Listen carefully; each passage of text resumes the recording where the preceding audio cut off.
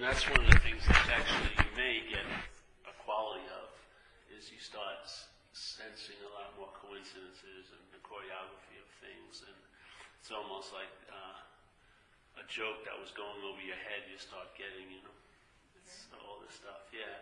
You know the problem from the solution, really. So the problem as I see it is that there is an identification as being a self, a long-lasting, independent, separate entity. That identification as being a self can never complete itself, because what you are can't be what you're not. It just can't happen. So it's always going to be unfulfilled, and that sense of unfulfillment then generates the demand to get relief, which I believe is the engine of all the seeking of mind. The mind seeking, and then there are statements such as St. Francis's statement, which is, what's looking is what you're looking for, and to sort of short-circuit that whole seeking, because what's looking, it doesn't say who's looking is what you're looking for, it's what's looking is what you're looking for.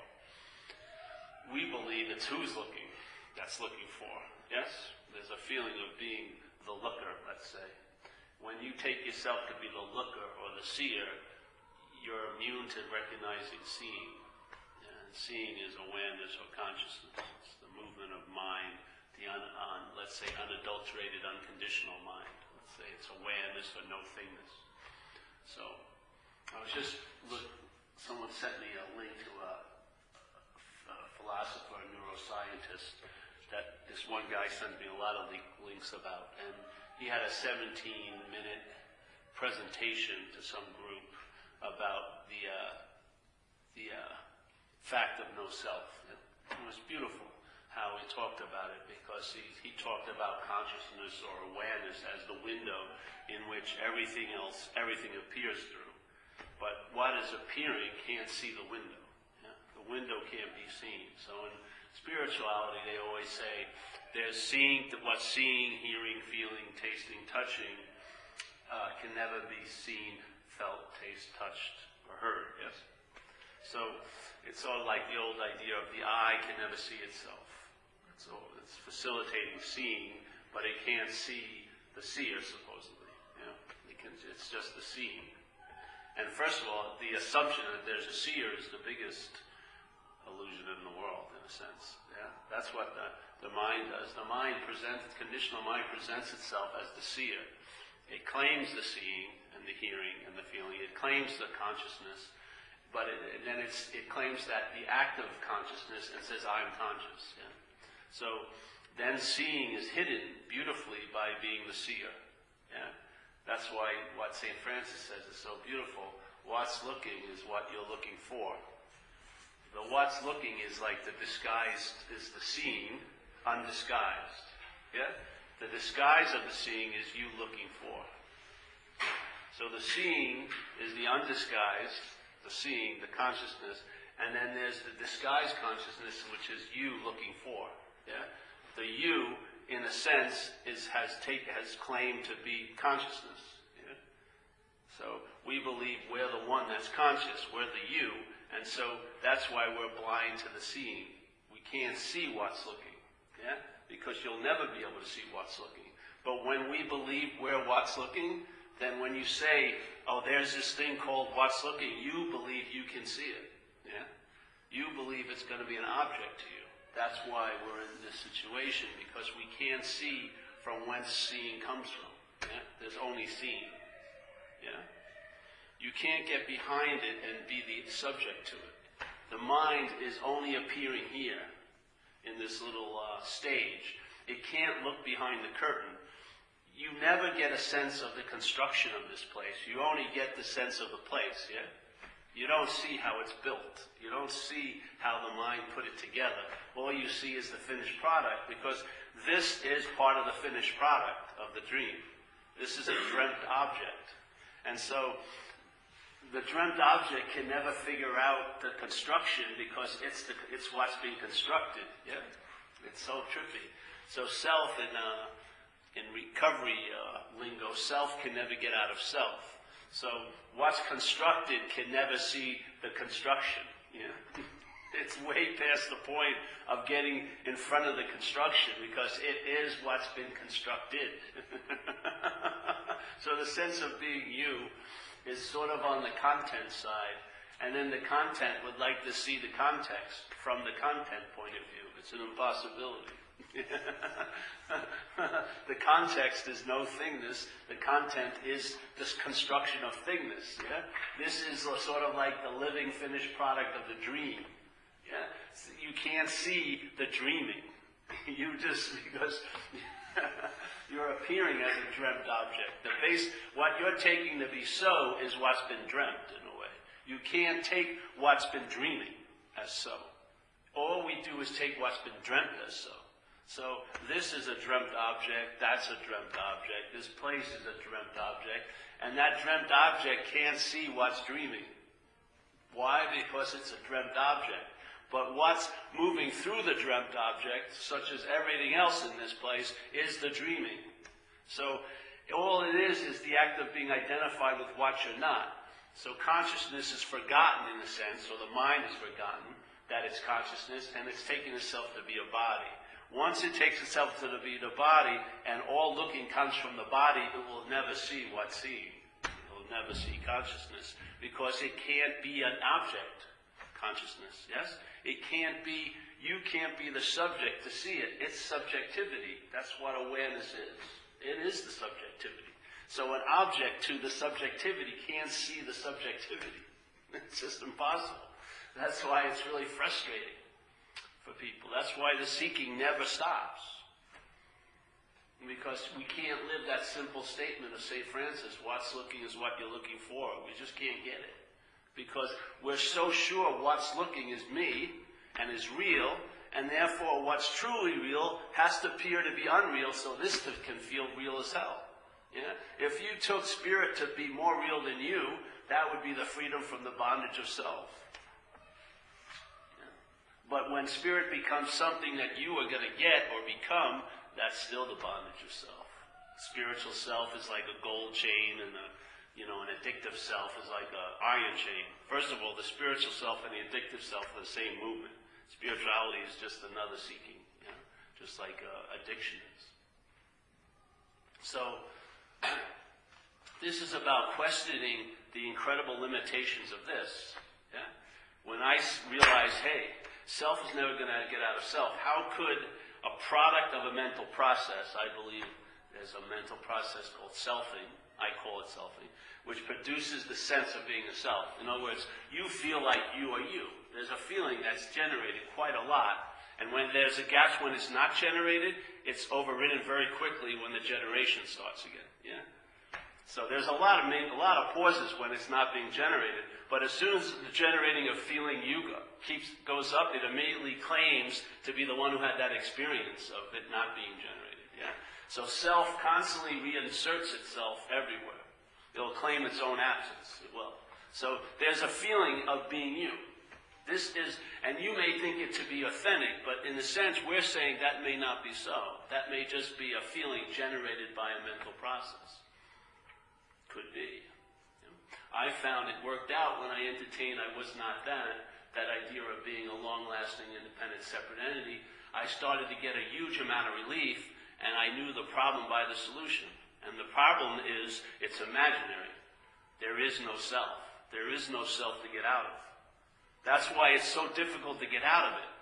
People have been trying to get out of it for hundreds of years. Why is it so hard to get out of self? Because you're not in self. That's why it's hard to get out of it. Just like it's hard to everyone's having a difficult time getting into the moment because you can't possibly be out of the moment. You are the moment. Every moment that you've appeared in, you are that moment. But this idea that we can be out of it generates seeking to get into it. In the same way, we believe we can be in self, so it generates seeking to get out of it. That's the dilemma. Seeking is what? It's agitation. How can you enjoy peace of mind when you're in a state of agitation? How can the mind rest when it's agitated, looking for rest? It's impossible. The mind can't rest through agitation. Agitation is not going to bring it to rest. It's realizing you're not that premise of what's agitated, and therefore there's peace available at all times. Not for you, though. There's no peace for you. There never will be peace for you. It will come and go just like everything else does here. That's not peace. Peace that has a moment where it may not be, that ain't peace. You can't rest there. Your rest will be very, very, it won't be that deep because you'll be worried, I'm going to lose this peace tomorrow. If I don't meditate tomorrow, I won't have peace, as if you're the doer of the peace. Peace has nothing to do with you. That's why it's peace. If it had something to do with you, it wouldn't be peace. It would be agitation. Look at it. Look at your head. Your head is constantly agitated. Looking for what? Rest. When it finds rest, it's so agitated it can't rest. So it just... check it out. See it. Your head's just trying to become or unbecome something all day. If it has a belief you're a loser, it wants to unbecome that. If it has a belief that someone has something you want to become more like that. It's constantly unbecoming, becoming. It's like an eternal slinky movement. It just never ends. Self can't get out of self. Self cannot get out of self. A product of a mental process cannot leave the mental process and be something. Yeah? Self only appears real to us here. It doesn't appear real to a cat. A cat does not see you as a self. I'm pretty sure, I don't know, I haven't asked any, but I'm pretty sure they don't.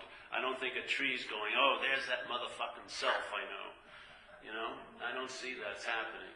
We're taking our whole mental condition is based on a system called self-centeredness, and it tells a wickedly distorted story from there. That you're the center of the universe, that you're the doer, which blows my mind. That you're the doer of actions.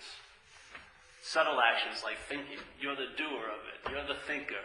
You're thinking right now. You'd be exhausted if you were the thinker.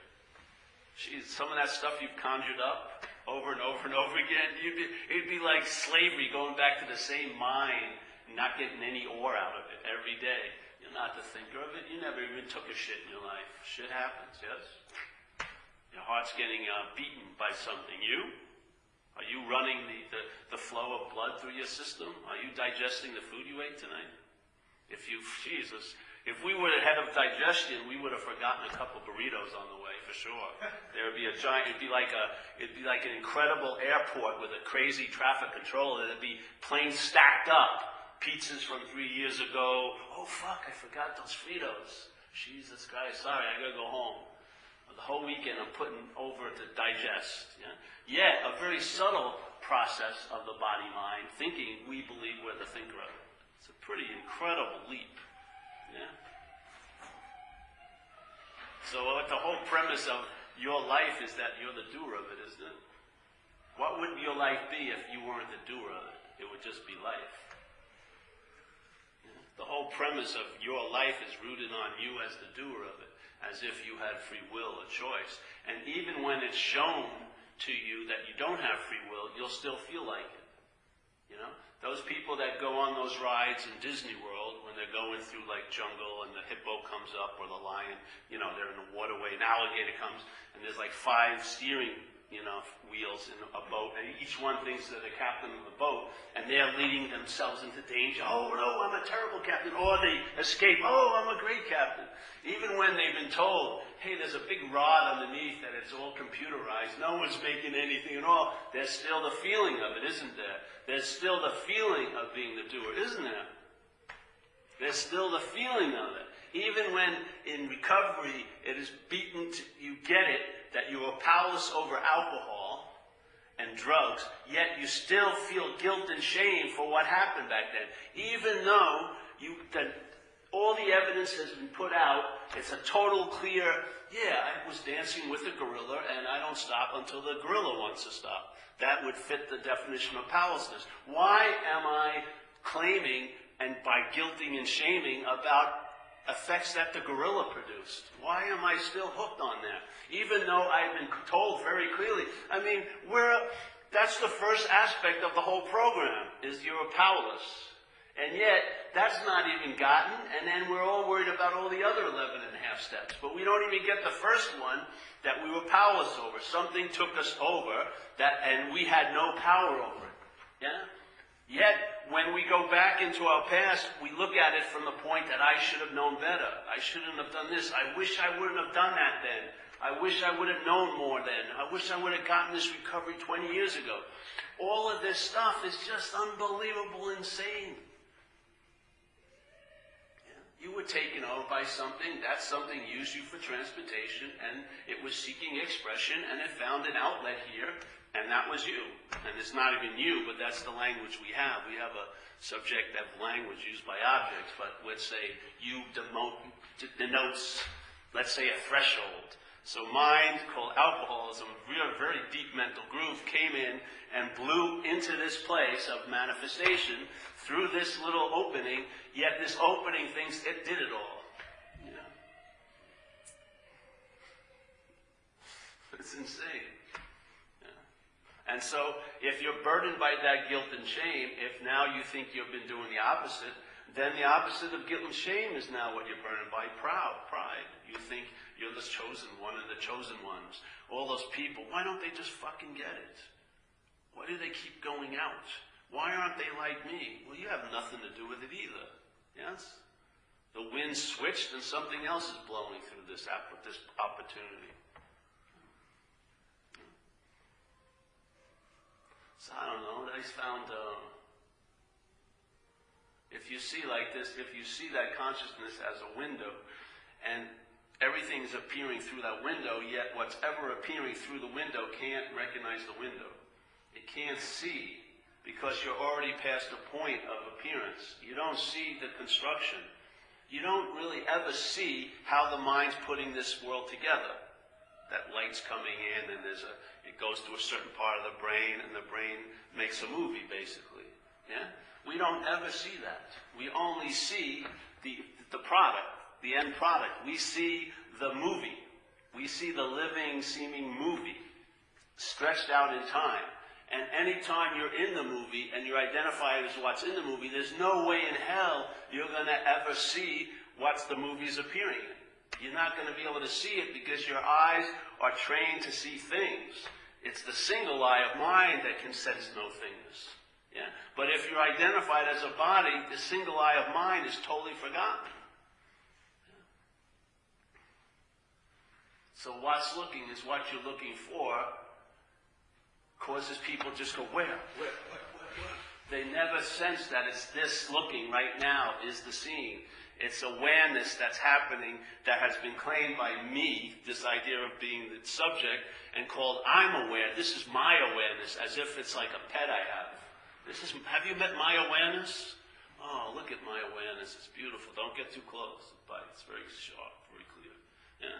That's how does this stuff become ours? Yeah? How can something that is preceded by that appear to be the one who's doing it? Yeah?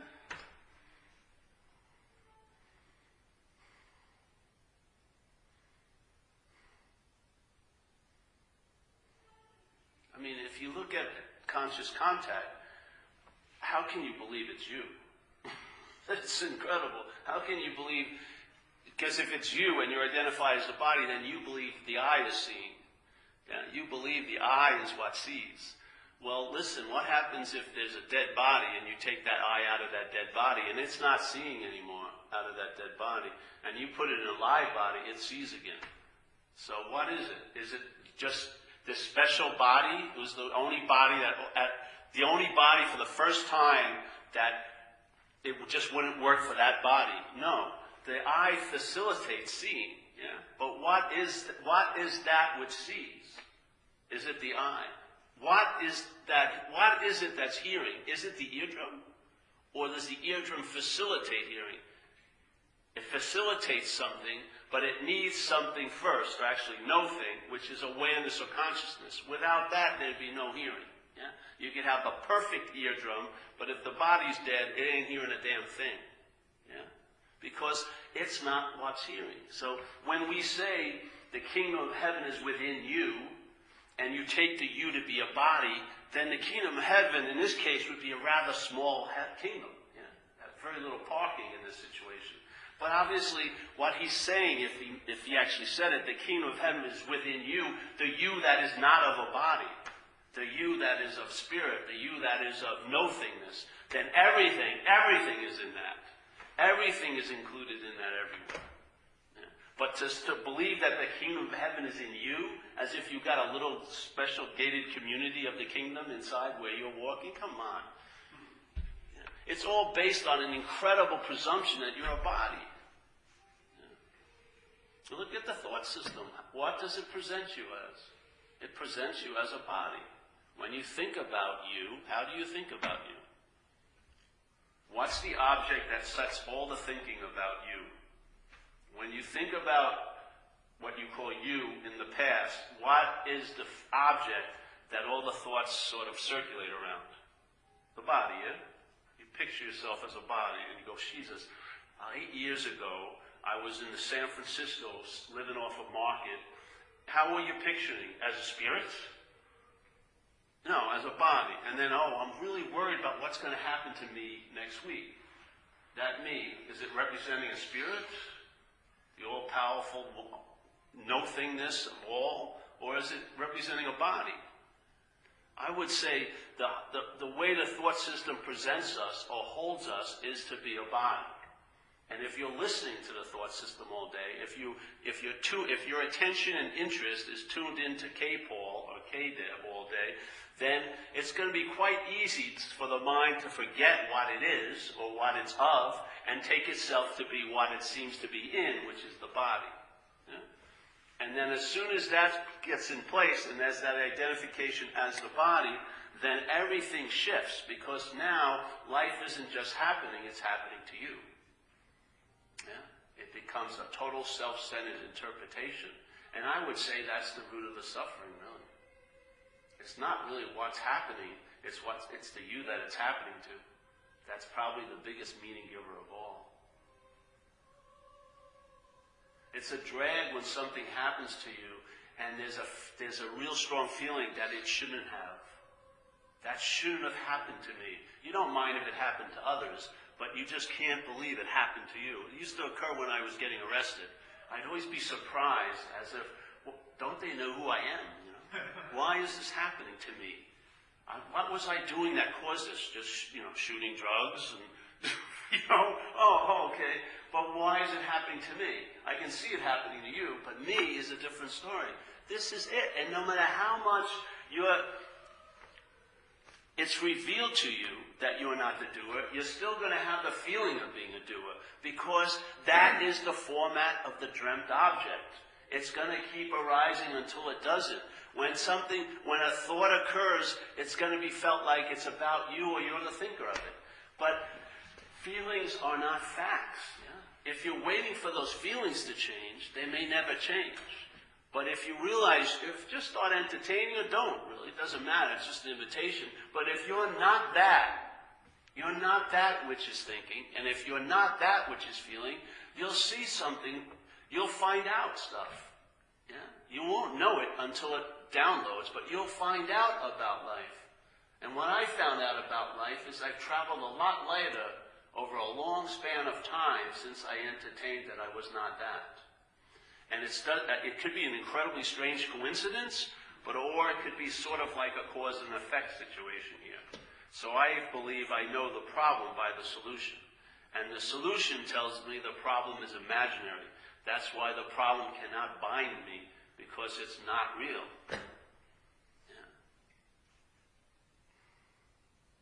And I say, take that to be an absolute. It is not real. No matter how much it's thought about, no matter how much the feelings seem so real, who do the feelings seem so real to? They feel so real to a you. If the you was dismissed, you may not take them to be so real, because they come and go. If you don't dwell on them, they pass pretty quickly. Yeah. As soon as the mind gets them and takes advantage of them and claims them, it writes a story about them. Hooks them up to quote-unquote past feelings, and then contracts even more because I do not want this as a future feeling. Yeah? So if you take the I out of thought, and it's just thought, I bet you'll travel lighter with your thoughts, with the thoughts. If you take the my out of feelings, I bet you the feelings will be a lot different than when they were yours. When you take the my out of life, then life won't be happening to you as much. It'll just be happening. You take the my out of the body, you may treat the body a lot better when you see it as a you than when you call it as me. You really might have a lot of good information how to take care of a you. But when it twists into a me, you may be blind. Yeah? That's what I experienced. I can give great information to other yous, yeah? But they're very difficult to apply it to a me. Because there's only one me. And I'm very unique. Yeah. What easily could be remedied by you if you did something cannot be remedied by me. No. You've got to take the me into the equation. The me is very unique and very special. He has different thoughts than everyone else and much different feelings. And he's just not understood. Yeah. But I spent, like I said the other night, I spent 2 years in a drug and alcohol program. 2 years, that's a pretty long time. And I bet you, for 2 years, they never saw me as a me. They saw me as a you. Every day, 24/7. Every day I was underneath their tutelage, they saw me as a you. Yeah? Never saw me as a me. And I had to admit, when I got out of there, that my life looked better with them running it than it ever did with me running it. And they had very little interest in me. They had some interest in this you, called Paul, but me they had very little interest in. They could give a shit about me's opinions. Yeah, they just told the you what to do. When I started talking for me, they should shut the fuck up and go do the laundry. And this would be incredibly upsetting, but I had to admit over time, the you was thriving in this setting, this institutional setting. The you was just blossoming, because the me was sort of subdued. The me didn't have much say, because they were telling me what to do. And if I didn't do what they wanted me to do, there was severe punishment, and I didn't want to get punished. Yeah? So I noticed that's really tricky, because right now, everyone here, I would say, is the experience we're having is I'm seeing something. Yeah? Yeah? Wouldn't you say that? I seeing, and to you, to this event, this is a you, yeah? And I'm looking, I'm seeing you, I'm seeing you, I'm seeing you. And so let's say if we bring 800 more people here, it would be the same experience, right? Or the same description. I'm seeing you. You. 3,000, I'm seeing you. And if you ask, and so, all right, that sounds very clear. And from where you're sitting, it would be the same I. I, seeing you. Yeah? So the I, so in a sense, in all our experiences, there's one I that's experiencing. Yeah? One I. Let's call it spirit or awareness or consciousness. And what it's experiencing is through this lens that picks up things, it can now see things. So it's seeing a thing it calls you. All right, so let's say I get 8 billion people here, and so I see I'm seeing 8 billion people, and so I go, okay, I'm going to ask you, well, who am I to you? Yeah, they would say you're a you, Paul. Yeah? Now 8 billion votes in, but I just beg to differ. They don't understand. It's me. Yeah, and I'm the only me in the whole world. There's only one me. Yet in the experience of everyone's having, I'm a you. If we went by what's going on here, I am definitely a you. Yeah? Because you're seeing me. What happened? The mental process senses the I, yes, goes, wait a minute, claims the I, and weds the I to the you, yeah, to the body. And now it makes like a bastard called me. Yeah? So now, taking this to be what I am, this body, this you, is now taking the role of being the I, that what sees, that which hears, that which feels, that which recognizes thoughts. Yeah? An incredible move. And it calls it me. Yeah? Now, the freedom is, just like when I had freedom in that institution, the yous would treat me just like the yous that, the I that was looking at all these other people, like the president, vice president, were very clearly treating me as a you. And that's exactly the medicine I needed. Now the me wasn't happy with that because I expect special treatment, as this me. But the disease is the me. Yeah? The disease is the me. Yeah? Because the me is like the act of the mind co-opting consciousness and claiming it to be something it does. That's the act of me. Yeah? And when I get relieved of me, the you does great. Seriously. And when the you's doing pretty good, what the mind does, it gets uninterested in so much the you, because the you actually is a pretty damn good apparatus. It knows how to take care of itself and seek health and homeostasis and all like that. And it actually does better with very little maintenance, a little like guidance. Now the mind can rest in the I, which is the seeing, which is the hearing, which is the feeling. Not the seer, not the hearer, not the feeler, but the seeing. Yeah? The act of being alive. The act of being alive. Not a made-up noun of being the one who's alive, but the act of being alive. The act of being conscious. Yeah? And in that sense of consciousness, there is exactly what St. Francis says. That's what the you is looking for, the what's looking. Yeah? Unfortunately, the mental process calls the what's looking me. And then the you suffers terribly.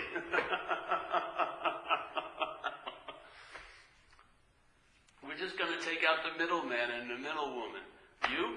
All right. I? Fine. Yeah? You has its little agenda. It needs to eat, does this, does that. The I is free-ranging. Yes? It's no thingness. It's sort of like, it's everywhere every I is. Yeah? It's not like you are in a certain location to have I move through. I is everywhere, so wherever there is a camera location, it comes through. Yeah? There can be 13 billion, there can be 6 billion, there can be 1 billion, there can be 50,000. Everywhere is everywhere. If there's 30 billion people, it will come through 30 billion people. Yeah? Because there's no quantity to I. It's everywhere at all times. If there's a camera, that light can move through, it moves through. Yeah? Yet it's the same light. It's undifferentiated light moving through this apparatus, and then it differentiates. Then what gets produced is a subjective experience. Not subjectivity, but a subjective experience, because the I isn't sensed to be the I, it's called me. Yeah? And it finds uniqueness by seeing the differences in bodies. So it applies that uniqueness to it, to its own nature, which is not unique. It's all there is, yes? But now you, while subjectivity is moving through the you, when the I is not sensed and it's called me, it becomes a subjective experience. So now your mind's giving everything all the meaning it has. That's why you and I can have the same experience and have a total different story about it. Yeah. And then you get enslaved in that terminal uniqueness. How are you going to seek help when you believe you can't be helped? No one understands you. No one has the same thoughts you have and the feelings. It's incredible. The me is way too involved in the body. It's taking the body to be it. I mean, it's like putting a half-ton load on a ton load on a half-ton pickup. The pickup can't handle it. The body doesn't need to be the focal point of all this attention and interest. It does much better when it's left to its own devices quite a lot, yeah? And the I is just free. It's the me, this middleman and middlewoman, co-opting, not allowing the body to be a body, but calling it you, yeah, calling it the one, and not allowing the I to be noted because it's turned into a me. Yeah? That's called the bondage of self. The mind is bonded to this idea of being a self. And yet what it seems to want, or seems to be seeking or needing, is just the recognition of its own nature, which it can't have because it's taken on a false nature. You know? I'm this. So now this is trying to become spiritual. What a ridiculous activity. How's the body going to become spiritual? And the me is definitely not going to become spiritual. It may create conceptual ideas of what it looks like to parade as a spiritual person, but it can never become spirit because it's not of spirit. It's of mind. It's of mental process. It's a product of a mental process. It's all sharp angles and 180 degrees and boxes and storages, you know. Very no circular, no flowing, just all sharp angles, concepts, ideas upon ideas. That's why it can't embrace what it is, because it's not of an idea. Yeah? An idea is not going to get what's not of an idea. Yeah. So, this was great news when I heard it. I remember, I'd gotten a lot of relief from recovery, but still there was something there that wasn't, all the salve I was applying never sunk into that deep place, because it was an obsession with self. That's what the mind does that's identified as a self. It has to obsess with the idea of being a self, or it won't appear to be one. Yeah? Because it can never be one. It can never come to completion. So it can only appear to be. And how it appears to be has to be constantly reinforced by this thought system. That's why there's probably so many thoughts that happen every day. Because it doesn't take me 70,000 thoughts to do my job during a day. You know, painting a house doesn't take me 70,000 thoughts. Usually there's 4 walls and a ceiling and maybe some trim. You know, it's very, you know what I mean? Maybe 15 thoughts to navigate a day. What are the 69,985 else doing? I would say they're building the beast. They're constructing and reconstructing and reinforcing and repolishing and on and on and on and on. Yeah. And it's a never-ending urban renewal project because they'll never complete. You cannot be yourself. It can never be fulfilled. It's sort of like someone who has the desire. It's like those things in Tibetan Buddhism. They have these things called hungry ghosts, where there's this being with a huge belly. It's super hungry, but its mouth is really small. It can never get enough, you know? And so this appetite, this desire drives it crazy. It's constantly in agitation, looking for more and more, but it can never get enough, yeah? This is sort of like selfing is. Selfing is, I would say, is the first movement of addiction in mind, the conditional mind being addicted to the idea of being a self. But it can never become it, yeah? So it always can just appear to be a self, yeah? You can appear to be a self in this little story of 80 years here on this planet, but you can never be a self. So you appear, let's say if 90 people say you're great, maybe for a minute or two you appear to be a great person. One person says you're an asshole, then you appear to be not a great person, yes? It's constantly shifting. You're either wanting to be something and wanting not to be something, yes? Oh, no. And it never comes to completion. There's not a climax. There's not a point where it's done and you rest and it's complete. Yeah? It's agitated. Desire begets more desire, it begets more desire. If the first desire is unfulfilled, how are all the other desires going to fulfill that? If the first desire of mine is to be a self and it can never be fulfilled, why is it that any other desire would be able to take that unfulfillment away? Obviously it can't. That's why they turn into addictions. They don't fucking work. Yeah. You think more, longer, better quality, it still doesn't work. Because without the first one being addressed, all the others are they're just offshoots of the first one. Yeah? If you want to get to the whole root of it, that's where the solution is. Yeah? So, seeing that it cannot never be complete, let's say the mind entertains that idea, and also it entertains, I'm not that which would like to get out of that. See, because self can't get out of self. So maybe, all right, you realize it's a failed system, but a lot of times, if the identification is in place, what's going to try to get out of the system is the product of the system itself. Self, yeah? So, all right, we're going to give you the second one, and you're not the center of that system. You're not a long-lasting, independent, separate entity. What would happen if you stopped trying to get out of something that you're not in? You get a real quality of the solution, which is timeless. Yeah? It doesn't take any time to get out of something you're not in. No, it doesn't take any time whatsoever. You know? And every moment here that we have structured into time is only held in timelessness. So that solution is always available at every moment of every time, because it's all time, yeah, or no time. So that was the solution for me. It revealed to mind that the problem is imaginary. And what would you do if you found a problem to be imaginary? Would you apply a solution to it? Or would just seeing it as imaginary be enough? I would say seeing it as imaginary is enough.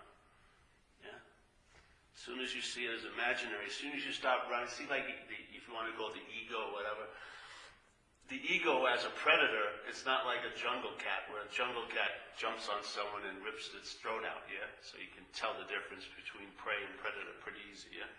Predator, prey. But this predator has you by moving away.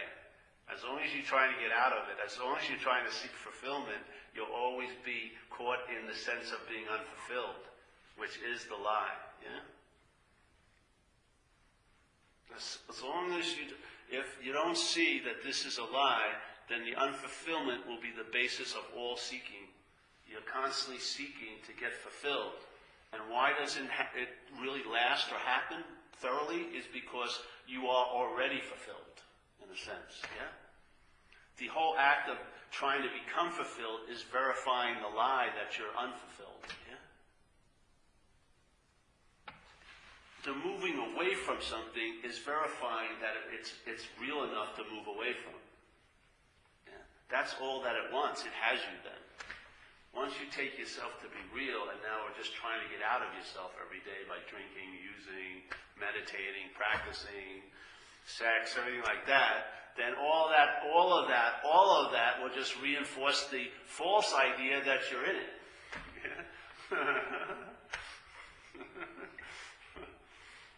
And I find this to be an absolute message. There has not been a self, nor will there ever be a self. You are inherently a quality that is not of thingness. I would say you are that awareness or that consciousness or that window of things appearing through, or that space of mind like an open sky that allows everything to appear in it but isn't affected by anything that appears in it. I would say there's a quality of mind, and that is what you are. That quality of mind.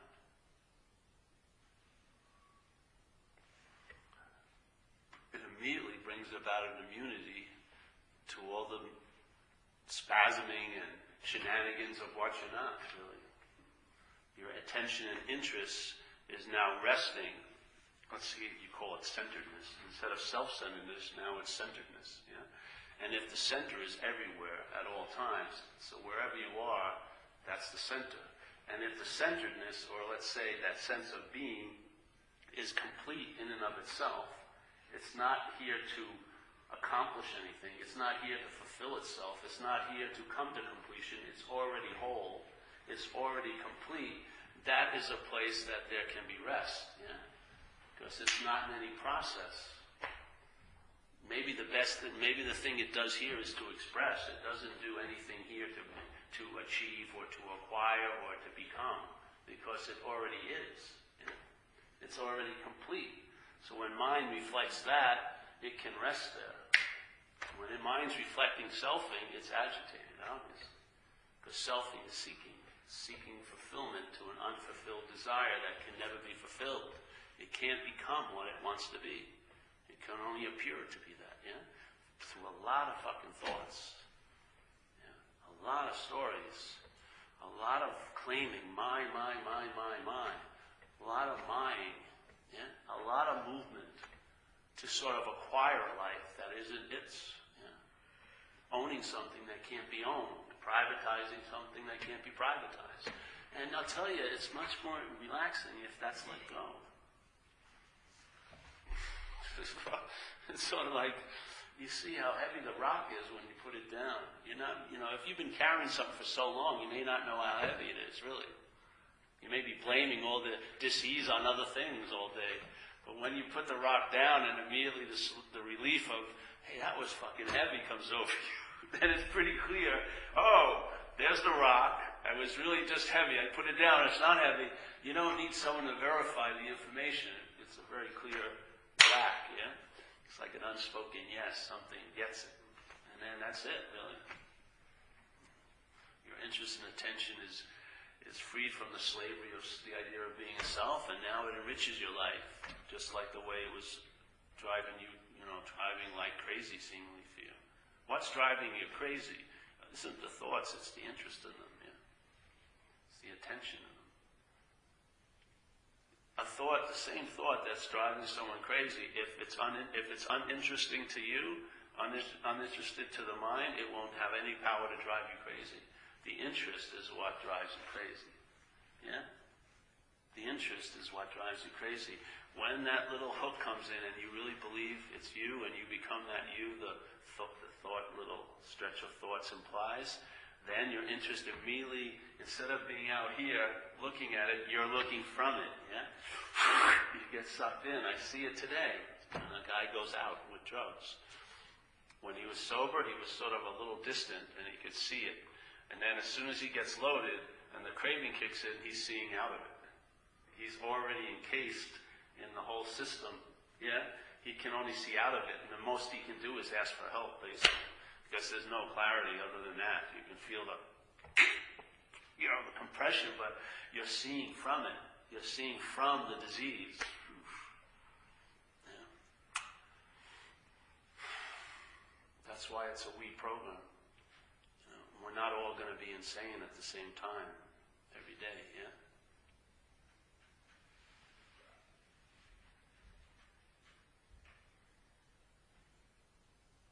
This guy, 8 months of insanity, really.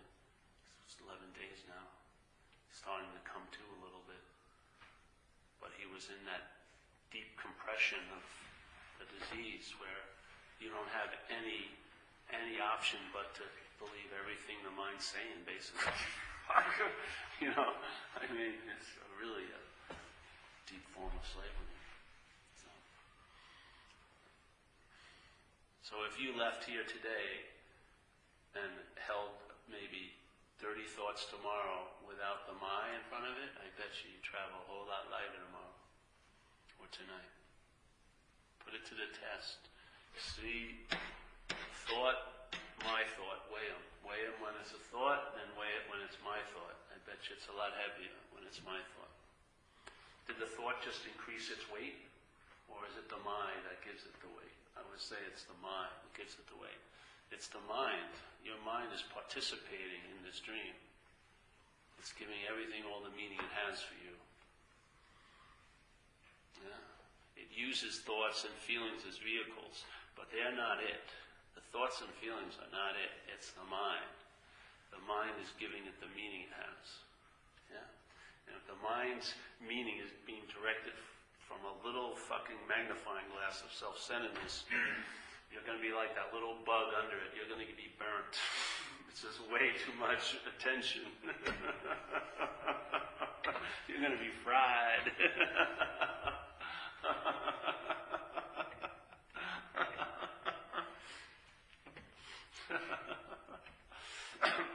Same thing with a feeling. Just see it.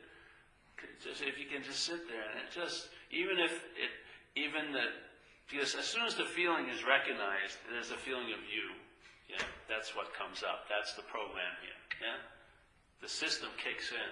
As soon as conscious contact delivers the goods, then the interpretation starts very quickly thereafter. So the interpretation occurs. So as soon as there's an awareness of something, there'll be a feeling that it was you that was aware. Yeah? All right.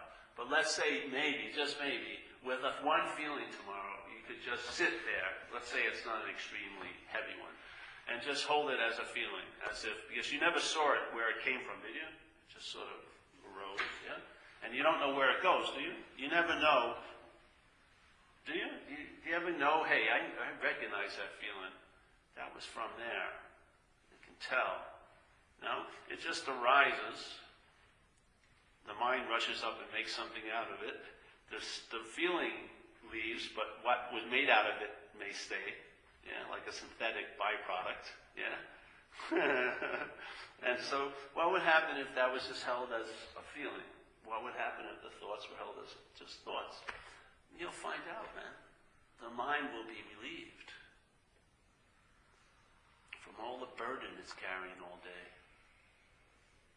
Because a thought, let's say a thought weighs an ounce, but if it's my in front of it, it may weigh a pound.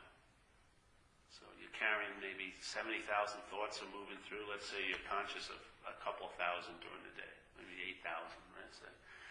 8,000 times an ounce would be what, 800, I don't know what, 800 ounces or something. 8,000 times a pound would be 8,000 pounds.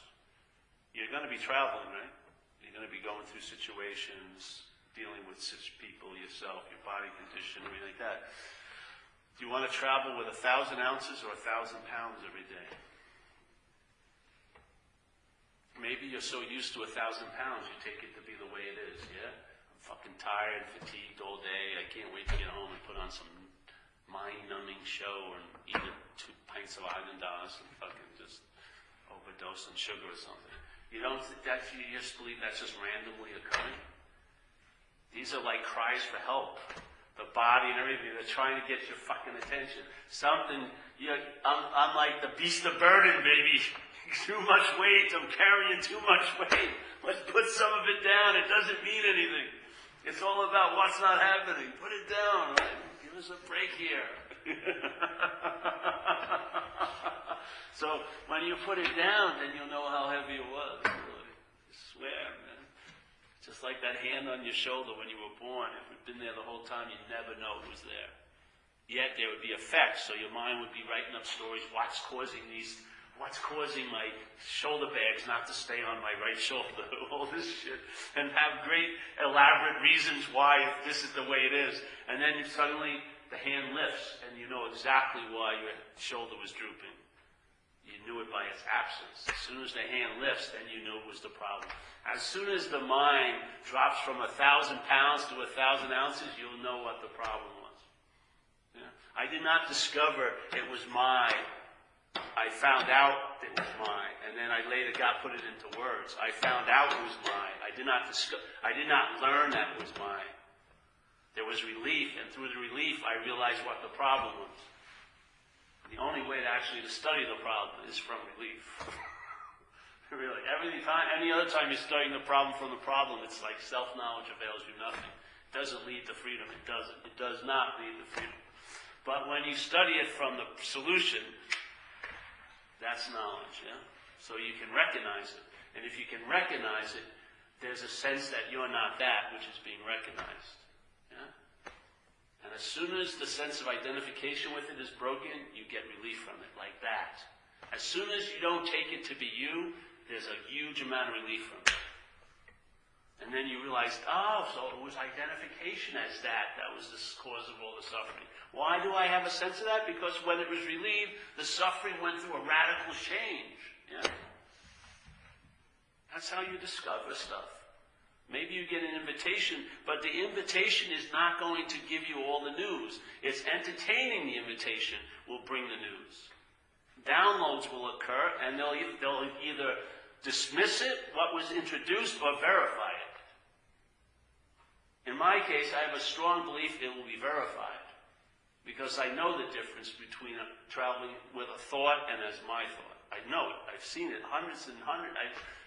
Lots of days have gone by with it, yeah? And I remember my attention was totally embroiled in my thoughts for years.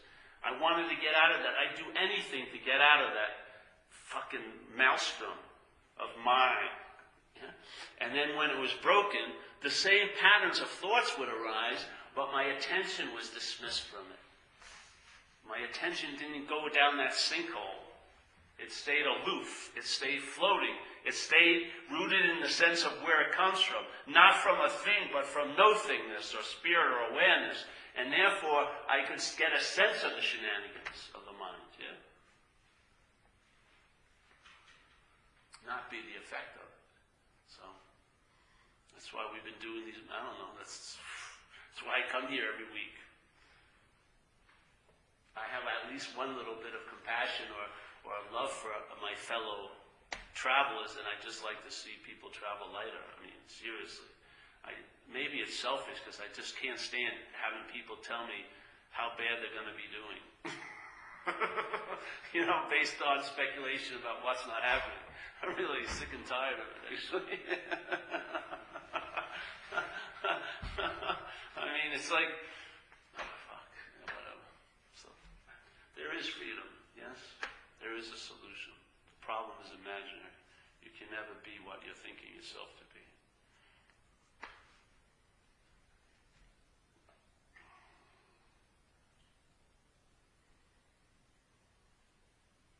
Why, if you had a certain, if you could be yourself, then the thought system would have been fired. It could have gone on a long-term vacation years ago. Yeah. If you were really yourself, then all the thoughts about you would be totally redundant. They would be dismissed. Your mind could be put to a better use. Yeah. If you had really completed the mission, and I am, this is what I am, totally. Then the thought system would have maybe become like an entertainment channel. I don't know. It wouldn't be this giant propaganda thing.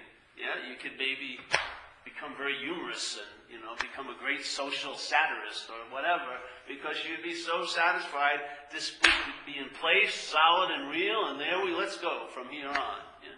Why is it that it's constantly being obsessed over all fucking day? Yeah.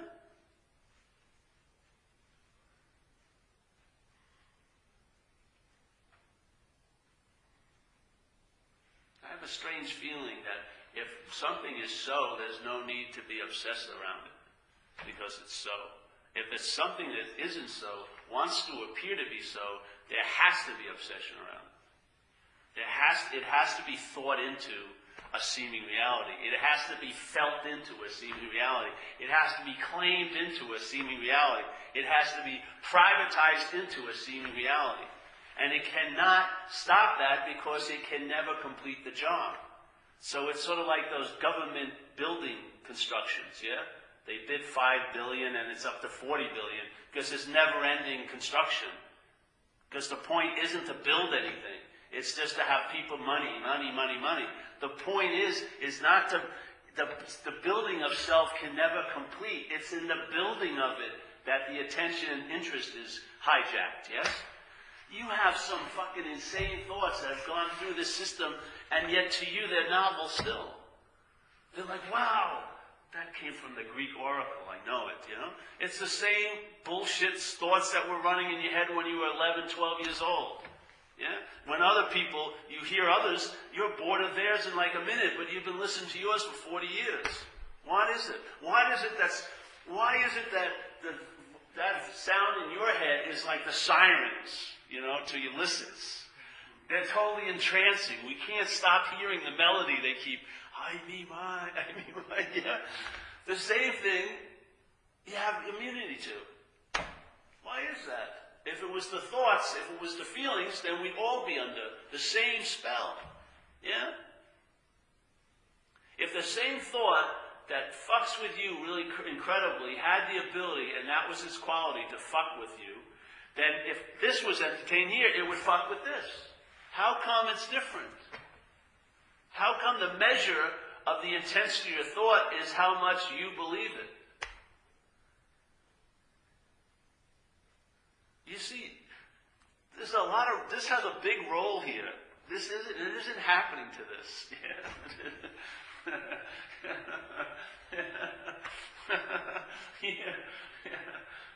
In the Course it would say, you project it, the mind projects it, then the apparatus perceive it as if it's real and solid, and then in that perception of it being real and solid, we give it all the power to affect us as the dreamt object. Yet all the while, it's a projection of mind. Mind is dreaming. Yeah? But when we're identified with the dreamt object, you better believe everything in the dream scares the dreamt object. The only solution to get over that fear of all the dreamt tigers and all the dreamt calamities that can happen to a dreamt object is to wake up from the dream. Then the dreamt tiger doesn't scare you one bit, because you definitely see it as not real. Yeah? All the studying how to live with a dreamt tiger as a, how to, co-inhabit, all these things. No, they don't fucking really work. Yeah? The thing is to wake up. And I'm saying you are awake already. I'm saying what we are can never not be awake. Yeah? So instead of wanting to wake up, question what wants to wake up. If it ain't you, maybe you are already that which you want to be. Yeah? Then what do you have to do? Nothing. Yet there'll be a lot of doing going on, but there won't be any fucking agenda. You're not going to be, working towards a completion here. No. So, it's good news. Hallelujah. You know, freedom from the bondage of self. I mean radical freedom from it, not learning how to live with it, and socializing yourself so you don't flip out at the next AA party you go to. Maybe have a month-long relationship that works. You know, whatever. Something, you know, maybe raise the bars a little bit. Maybe you can be a free-range alcoholic. Yeah? You honor the coop, but you don't have to live in the coop anymore. Yeah? You're uncooped. Free. Every egg isn't yours. You never laid an egg once. You're not beholden to the egg. You can walk right away from the eggs.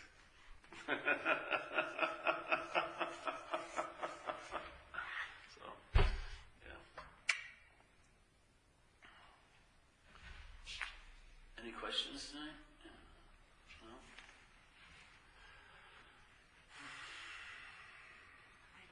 Yes. Well, I guess part comment, discussion. I really love the language that was used tonight about the difference between it happening to me or happening to you.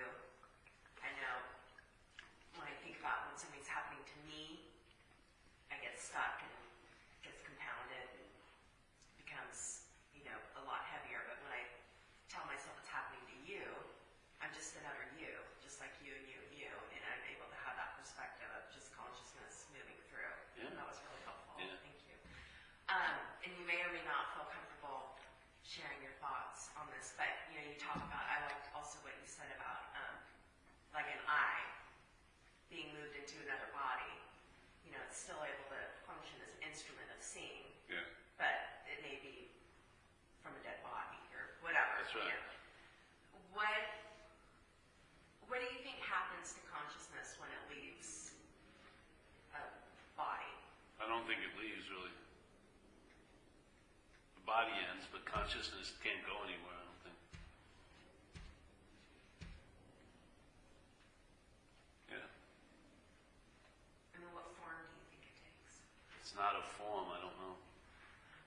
Yeah. Some people say there's the human consciousness, which is sort of a conditional consciousness based on what's moving through the body, yeah?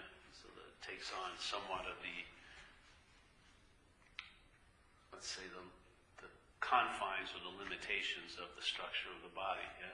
So that consciousness, and you can maybe say, if you're looking at it from the point of view of being a body, it seems like it leaves you, yeah? But I would say the body just drops away. Yeah? I'd say the consciousness is always available at all times.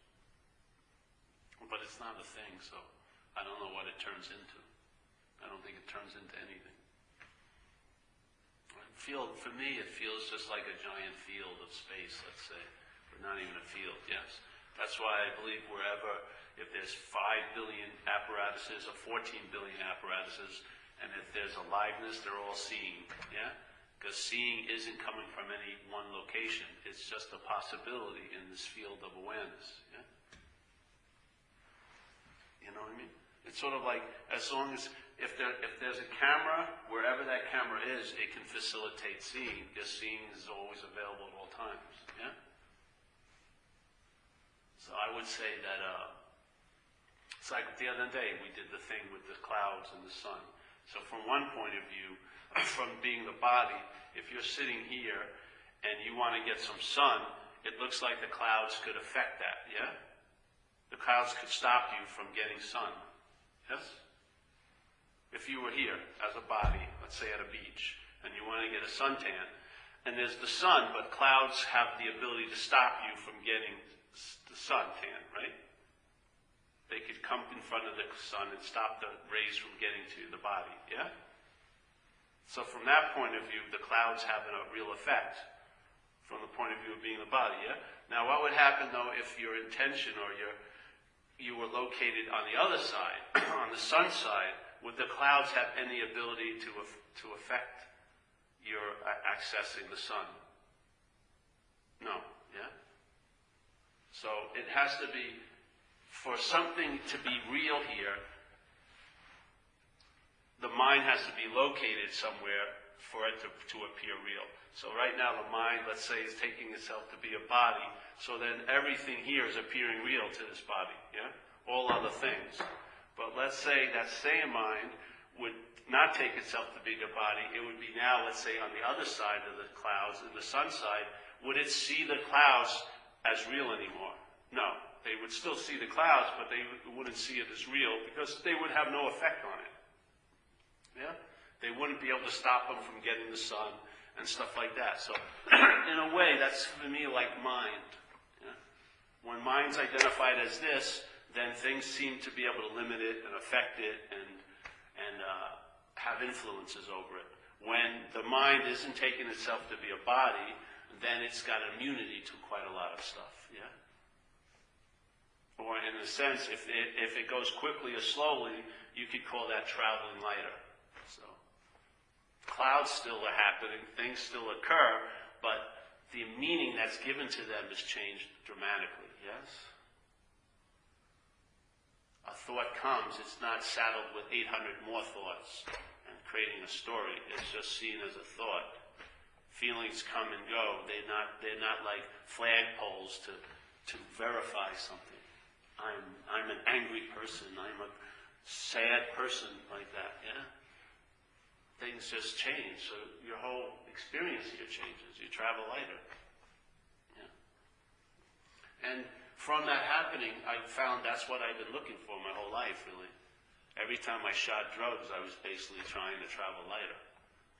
You know? Everything that I was driven to do, in a sense, was sort of a drive to travel lighter. But they never really produced that. This did, in a sense, and it still does, yeah, by entertaining. Yeah. Once you entertain it, and the calibration or the emphasis shifts, it's a done deal in a way. 51% of your attention is now on the immune side, yeah? And the other 49% may be getting buffeted around on the consequential level. Once it cuts over 50, things get drastically different. Yeah? Then more moves over, less and less things hook of the mind, and then you basically become stable in a sense of rest, even though shit's happening. The center isn't moving, but it's the cause of all movement, let's say. Yeah? So you have a flavor of that while all this movement's going on. So, yeah.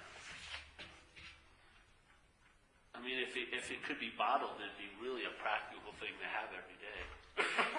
I swear to God, if you could just take a little snip of this, you know, it would really take the edge off a lot of things. It really would. I mean, you know, just if you could just extract 5 miles during a day, or maybe in a 1-year period, drop like 1 or 2 pauses at certain locations, your life would look totally different. Well, this is a possibility.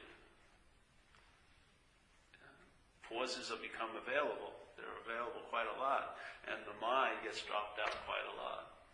And then feelings come and go and thoughts come and go. They're like henna tattoos. They're not ink, yeah? They may have an effect, but they wash off quickly. They're not like an ink where you can't get rid of it. The mind is like ink. When the mind is put on a thought or a feeling or a body, it's been inked. It's like been branded in a way. Now it's just it's a reference point for a lot of old ideas and meanings to just riff. Yeah. So if you have an old idea that you're a loser, that tune will be played millions of times in your life. Yeah. If you feel like you're a fraud and you don't want to be, you'll feel like one thousands of times. It will just keep playing. Once it gets a note that grabs the attention, it just keeps playing it. It's like a musician that has no interest in just the playing of it. It's just totally interested in getting attention. It's the only reason why it's playing. It doesn't give a shit if it's just the same old, but if it grabs the mind's attention, it works. Yeah? That's what gets freed, is your attention and interest, really. You just lose interest in self and its little plans and designs. You lose interest in self and gain interest in others. That's all that's described in the big book around after you do the third step. It's exactly like that. It just either happens very quickly or gradually, but you just get weaned off of self, and then your attention and interest gets spread into another giant space. And that same thing that was driving you crazy enriches you when it's freed from the bondage of self. Yeah? Your interest and attention. It's the same energy. Same thing with faith. If the faith is in the thought system, you're going to produce anxiety out of nothing almost every day. That same faith resting in what's truly so produces an ease and comfort. Same faith, exact same energy. It's just what it's put in. Things are manifesting here. That's how they have an experience, yeah? So this place is of manifestation, and the manifestation is a dualistic one. So here's this one energy called faith. You can put it in two vehicles. In a thought system called self, and that faith will be used to produce anxiety out of nothing. I mean, it's a miracle, really, that you can get worried about something that hasn't even happened. It's just mind-boggling. And yet, if the faith is put in a vehicle called I'm not that, let's say, whatever that is, Paul, I'm not that, well, that faith, that vehicle is going to produce an effect here too. I found it to be ease and comfort in my own skin, or in this skin. Yeah? Same faith is what it's put in. Yeah. So self-centeredness, centeredness. Your interest and attention has got to be centered somewhere. It can be centered on self. We've had enough of that, haven't we? We've seen where that goes. Round and round in a fucking, not even a circle, it's like a square box. A lot of hard angles when you hit them. And it just goes on and on and on and on and on. Isn't it really? You've been over every inch of self-centeredness already. You've followed every one of its possibilities. You've bought 5-year Stalinist plans from it many times. They never produce the goods. And why would there be an expectation that they will? It's a failed system. It says it in Recovery. Why are you in so much fear today? Isn't it because self-reliance has failed us? Self-reliance is a failed system. It's not personal. That's the product of the system called self-reliance. You feel it's you that's unreliable. You're the one. No, it's a failed system. Yeah? A failed system ain't going to be unfailed. It doesn't matter how much you hope and resuscitate it, it's basically dead. Yeah? It's not, you can't ride that horse. It's not going anywhere. It doesn't have any oomph. It's about getting up. The problem is when people get up and they're identified with it, they always look back and it sucks you right back in. You can't just be done with it because it's you. It's about me. But's the beginning of the whole fucking world here. You say, oh, the light was really good. I can really entertain it tonight. But, that's every time. And we'd had it the other night in Berkeley at the talk. Oh yeah, I can entertain being free right tonight. But, what about next? I said, well then fucking just entertain being free right now, tonight. That's more than enough. Don't worry that you won't be able to do it next week. That's fantasy world. Yeah? You just made a statement of a possibility. Go for it. Yeah, you can be actually cool right now. But I don't think I can be next week. Well, let next week take care of itself. That's okay. If you think you have free will, exert it right now. Okay. You just spoke of a possibility. Go for it. Oh, right.